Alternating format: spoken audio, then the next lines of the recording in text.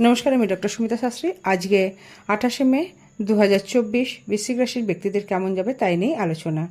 বৃশ্চিক রাশির ব্যক্তিরা যারা চাকরির জন্য বাইরে যান, অর্থাৎ আপনাদের যাদের এদিক ওদিকে গিয়ে চাকরির কাজ করতে হয়, তাদের জন্য দিনটি ভীষণই শুভ। তাছাড়া ব্যবসায়ীদের জন্য খুব শুভ। যদি কেউ ধর্মীয় জায়গায় ঘুরতে চান, অবশ্যই দিনটি বিশেষ শুভ। যারা মৎস্য ব্যবসায়ী রয়েছেন তাদের জন্য দিনটি ভীষণ শুভ।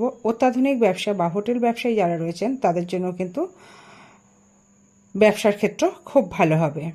যে সকল ব্যক্তিরা সেলফ প্রফেশনের সাথে যুক্ত, ডাক্তার বা উকিল, জ্যোতিষী, এদের জন্য দিনটি খুবই শুভ।